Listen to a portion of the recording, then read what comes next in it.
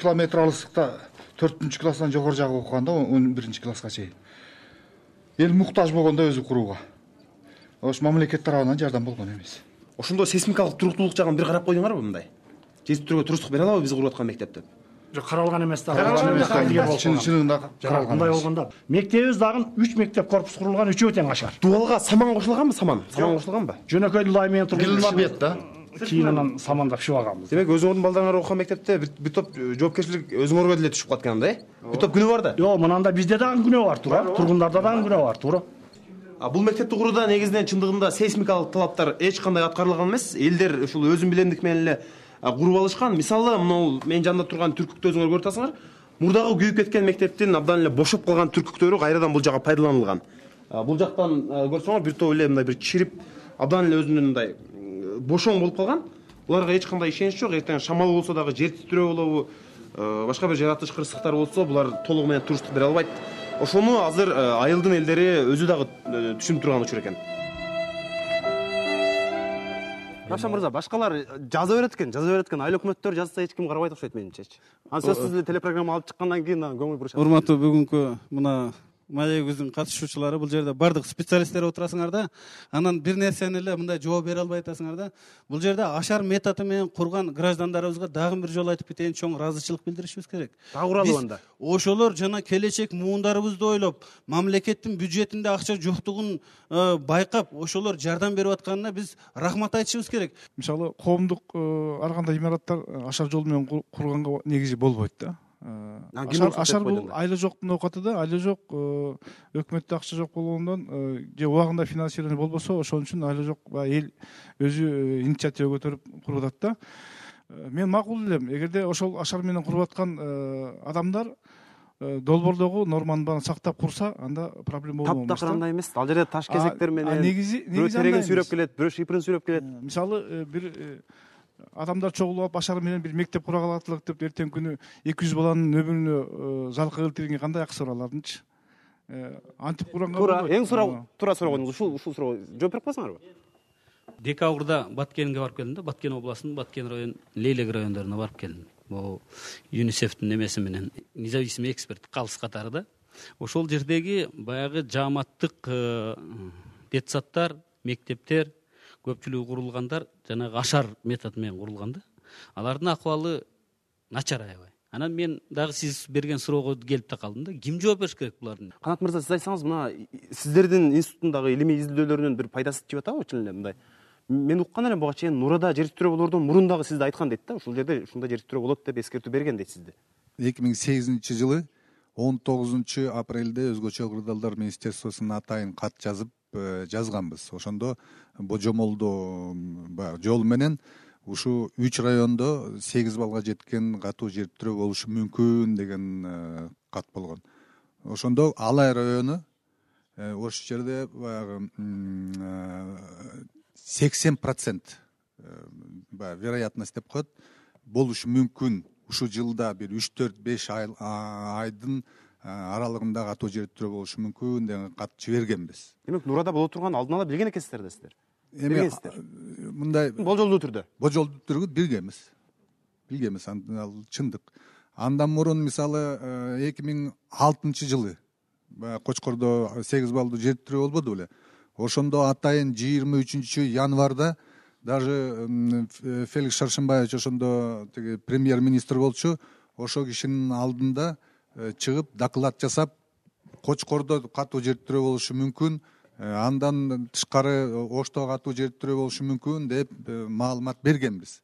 Ошондо айтып атпайм, ал деген 23 январда болгон, 26 декабрда Кочкордо 8 балдуу жер титирөө болду. Андан кийин бир жумадан кийин Баткенде 8 балдуу жер титирөө болду. Канат мырза, сизди угушабы анан? МЧС бир чараларды көрүп атышабы? Кайра тескерисинче жер титирөө болгондон кийин барып иштеп анан Камчыбек Ташиев бир жылдыз албады беле? Жер титирөө болгондон кийин. Ошого чейин чара көрүлгөнбү? Мен баягы Нурадан кийин, Нуранын жер титирөөдөн кийин бир 2 жумадан кийин, 3 жумадан кийин барып эл менен сүйлөшкөм. мына үй куруп атасыңар, карачы, тиги катуу жер тирөөлөргө туруштуулук бере албайт экен. Мындай жөн эле жөнөкөй эле бир иш чараларды билбейт экенсиңер. Бирөөлөр келип үйрөттүгү силерди. Бирөөлөр келип көргөздүү моомдай курсаңар болот эле. Тиги баягы тиги кирпичтердин арасына саман салсаңар болот эле. Саман болбосо баягы элементарный эле бир тиги Кытайдын мешөктөрүнөн мындай үзүндүлөрдү салсаңар ичине бирдеме болот болчу да десем, жок, бизге эч ким келген жок, бизге эч ким айткан жок дейт мындан мурун. Мына уже жашаганыбыз бир 30-20 жыл болду дейт, андан мурун эч ким айтып кеткен жок деп ошо Нуранын тургундары айтты. Сиздер өзгөчө кырдаалдар министрлиги ошондо билген экенсиздер да, алдын ала эмне чараларды көрдүңүздөр эле? Азыр деле берилип атат да, могу жерде момундай болушу мүмкүн депчи. Же сиздер мына окуя болгондон кийин гана барып анан жардам берүүчү көргөнсүңөрбү? Институт сейсмологиядан берген маалыматты бүт биз мына прогнозун китеп кылып туруп бүт губернаторлорго, өкмөткө, министрликтелерге таратабыз. Аарда жазылып турат. Кайсы аймактарда кандай күчтүү жер титирөө мүмкүнчүлүгү бар деп. Анан кийин институт сейсмология берген маалыматты башка институттардын багы илимий институттардын барын чогултуп туруп анан кийин карагандан кийин анан Нурадар жер титирейт. Жер титиресе 10 чакты же 20 чакты, 30 чакты айылдардын ичинен Нурада кирип калат. Анда биз айтпадык беле деген сөз чыгат да ошондо. А бирок башка 30 болгон эмесин ким билет? Болобу, болбойбу? Мүмкүнчүлүк деген сөз бул чоң сөз да. Анткени болот деген сөз барып туруп точка коюп койсаң да барып туруп баарын көчүрүп, башка жакка көчүрүсү болот. А бирок мүмкүн деген сөз, мүмкүнчүлүгү бар деген сөз бул башка сөз. Бирок дүйнөлүк практикада деле ушундай мүмкүн деген эле метод менен иштейт болуш керек. Жок, дүйнөлүк практикада азыр мына өзүңөр көрүп атсаң телевизордон Японияда азыр жер титиреп, күнүгө жер титирип атат. Чоң жер титирөөлөр болуп атат. Жер титирөөдөн мындай кесебетине мына урунган калктын карасаңыз айда аз, көбүнчө жана цунамиден тигиндей. Япондуктар абдан көп каражат мына сейсмологияга чабат, жумшайт, бирок алар да билбейт качан болорун. Чоңалай районун алып өткөн жылы изилдөө өткөргөнбүз. Мына сейсмикалык туруктуу куруу боюнча институту Кыргыз Республикасынын, анан геологиялык инженердик изилдөө жүргүзүү боюнча Түштүк региондук институт, өзгөчө кырдаалдар министрлиги, ошолордун баардыгы биргеликте изилдөө өткөрүп чыкканыбызда Чоңалай району боюнча 17 мектептин 85% коркунучтуу абалда экен да. 85%? 44%ын жабып салыш керек дейт да. Эгер жаппаса, биринчи эле катуу жер титирен болгондо бунун ичинде иштеп жаткан, окуп жаткан балдардын жашоосу коркунучтуу түрдө дейт. Кошуп кетким келет мына сейсмологиялык борборго. Бул биздики ошол жанагы талаш тартыштык го 5 балл болду деп. Чындыкта 5 балдан артык болду. Мен эми 6 балл деп айта албайм. Может 5,5 балл болгондур, же 6,5 балл болгондур. Эми ушунда эгерде 6 балл болгондон кийин жогору жагы иш планга кирип кала турбайбы? Сиздердин өзгөчө кырдаалдар министрлигине ушундай деген сөз бар. Анан эми 5 балл болгондо бул кирбей калат экен. Акча азыраак кетет. Азыр эми биздин кыйналып атканыбыз ушул болуп атпайбы? Мына 40% үй жараксыз.